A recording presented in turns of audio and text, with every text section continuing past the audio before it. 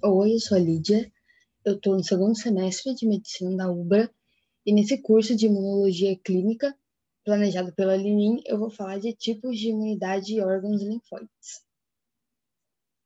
Então, antes de qualquer coisa, é importante que a gente saiba o que é imunidade. O termo imunidade é derivado do latim immunitas, que se refere a um tipo de proteção legal oferecida aos senadores romanos durante os seus mandatos. Então, fazendo uma analogia, a imunidade representa para o nosso organismo uma proteção contra doenças. Em resumo, uma resposta do nosso corpo contra os invasores que nos atingem diariamente, como as bactérias, vírus, fungos, os vermes, como os parasitas, e órgãos e tecidos transplantados, que apesar de serem altamente selecionados e terem de ser muito compatíveis para serem transplantados em uma pessoa, ainda assim têm a possibilidade de serem recusados e vistos pelo nosso organismo como tecidos invasores. Esse mecanismo de proteção ocorre através de uma resposta imunológica que basicamente se resume nesses 4 passos. O primeiro passo é reconhecer um antígeno estranho, potencialmente nocivo. Aqui o antígeno é toda espécie molecular de origem biológica que, quando introduzida em um organismo vertebrado, é capaz de produzir uma reação imune. Aí o segundo passo é ativar e mobilizar forças para se defender contra esse antígeno. O terceiro passo é atacar esse antígeno. E o quarto e último passo é controlar e finalizar o ataque. Aqui nessa tirinha do lado, ela é essencialmente sobre o modo de atuação das vacinas, mas pode perfeitamente ser usado como um exemplo para ilustrar as etapas de uma resposta imunológica normal, no qual há o reconhecimento de um agente estranho e posterior mobilização de forças contra ele. Mas o que acontece se o nosso sistema imune confundir o que é próprio com o que é não próprio? Então, basicamente, são seguidos os mesmos passos citados anteriormente, só que o antígeno reconhecido como invasor não é um antígeno invasor de verdade. Então, nosso corpo reconhece incorretamente um antígeno como invasor, aí depois ativa e mobiliza forças para se defender contra esse antígeno e depois ataca ele. E como resultado desse ataque, acaba ocorrendo o desenvolvimento de uma doença autoimune, pois o organismo acaba atacando os seus próprios componentes. Então, várias doenças, como artrite reumatoide, tireoidite de Hashimoto ou diabetes mellitus tipo 1, por exemplo, se desenvolvem como resultado desse autoataque. Agora, sobre os tipos de imunidade. Existem 2 tipos de imunidade, a inata e a adaptativa. A imunidade inata, como o próprio nome já diz, é algo que já está presente no nosso corpo, mesmo antes da exposição a um corpo estranho ou um agente invasor. Então, é algo próprio do nosso corpo mesmo. A resposta proporcionada pela imunidade inata é bem rápida e inespecífica, e ela é bem geral. Ela age sempre da mesma forma como contra qualquer invasor. Então, assim como indicado nesse desenho aqui do lado, a imunidade inata já está aí dentro da gente, só esperando para agir contra algum invasor.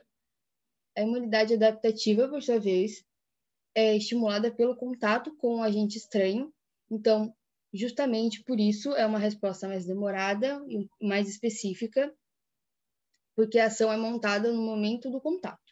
Então, a gente pode ficar doente no primeiro contato com algum agente invasor, quando a imunidade inata não deu conta de frear ele, e a imunidade adaptativa ainda está moldando seu plano de ação.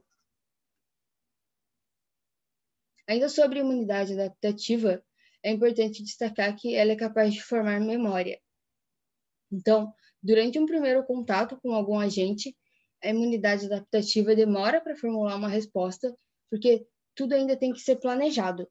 Então, se o primeiro contato fosse representado como um animal, seria uma tartaruguinha, e que é bem devagar.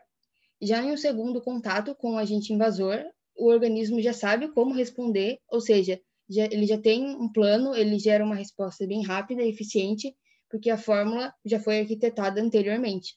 Então, se o segundo contato fosse um animal, seria uma lebre ou um coelhinho. Então, algumas doenças que nos acometem uma única vez, como o sarampo, a catapora ou a cachumba, por exemplo, só nos acometem uma vez porque o nosso organismo guarda as informações do agente causador dessas doenças e quando eles entram em contato com a gente de novo, nosso organismo já tem uma resposta pronta e como ele já está preparado, ele não vai ter que montar tudo desde o começo, ele já tem uma ideia do que fazer, a resposta pode ser mais rápida e com uma magnitude maior, e que nos garante uma proteção maior e nos impede de ficar doente com esse mesmo agente de novo. Então, resumindo assim, em um exemplo bem básico, a imunidade inata seria como se você chegasse em uma loja, gostasse de uma blusa e pegasse ela e pronto. E a imunidade adaptativa seria mais como se tu pedisse para alguém fazer uma blusa para você. Então, a pessoa teria que tirar suas medidas, teria que escolher um tecido, teria que fazer tudo desde o começo. Então, obviamente, ia demorar um pouco mais, porque ela ia ser feita exatamente para você. Então, demoraria mais, exatamente como a imunidade adaptativa, que por começar desde o começo demora um pouquinho mais e tal. Agora, mudando um pouquinho o enfoque do assunto, vamos falar de órgãos e tecidos linfóides. O tecido linfóide encontra-se distribuído pelo nosso organismo e pode ser encontrado na forma de órgãos ou na forma de tecidos difusos em algum outro órgão, algum outro tecido. Então, a existência desses órgãos e tecidos proporciona uma resposta imune mais rápida e eficiente, e ele é responsável principalmente por funções como produção, maturação e transporte das células de defesa do nosso organismo. Então, esses órgãos e tecidos podem ser subdivididos em órgãos linfóides primários e órgãos ou tecidos linfóides secundários. Os órgãos linfóides primários são responsáveis pelo desenvolvimento e maturação dos linfócitos. 2 exemplos de órgãos linfóides primários são a medula óssea e o timo. A medula óssea é um tecido líquido gelatinoso que ocupa o interior dos ossos e é popularmente conhecido como tutano. A medula, além de ser o local de origem dos linfócitos B e T, também é o local de amadurecimento dos linfócitos B. O timo é um órgão localizado na parte anterior e superior da cavidade torácica, próximo ao coração, no mediastino, e é o local de amadurecimento e testagem dos linfócitos T.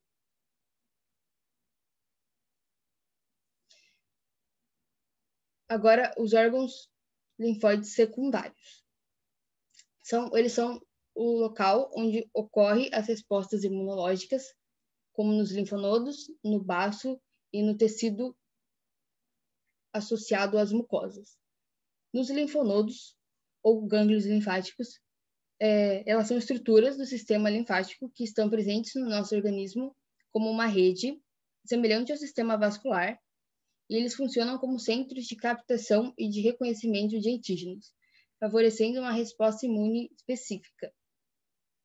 O baço é o maior órgão do sistema linfático e é responsável por remover células velhas e danificadas e iniciar respostas imunes adaptativas.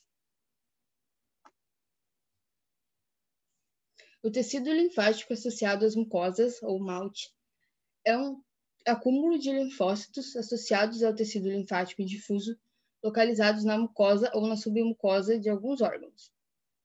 Alguns exemplos desse MALT seriam as placas de Peyer no intestino delgado, o apêndice cecal, que fica localizado no início do intestino grosso e que, apesar de todo mundo achar que ele não tem função nenhuma e que ele é só um órgão vestigial ou que só serve para inflamar, ele tem uma função, ele auxilia bastante na função imune do nosso corpo, assim como as tonsilas, que são as antigas amígdalas, e que, assim como o apêndice, tem uma função sim, e é uma função imune. Aí aqui no final tem as referências que foram usadas nessa apresentação. Então, se alguém quiser olhar, ou é um bom material para olhar e ter um conhecimento mais aprofundado. E se alguém ficar com alguma dúvida, pode chamar a gente, qualquer um de nós, que a gente ajuda. Então, até a próxima.